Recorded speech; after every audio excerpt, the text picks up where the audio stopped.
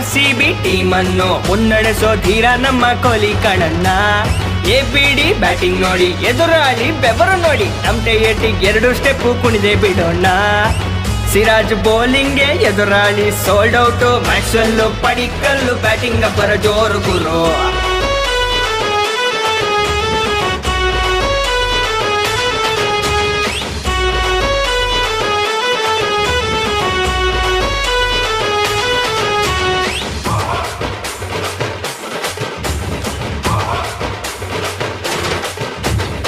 RCB bowlers ಇಳಿಸ್ತಾವ್ರೆ ಬೆವ್ರ ನೀರು, ಎದುರಾಳಿ ಚಿತ್ತಾಲ್ ಪತಾಲಾಗಿ ಹೋಗವ್ರೆ.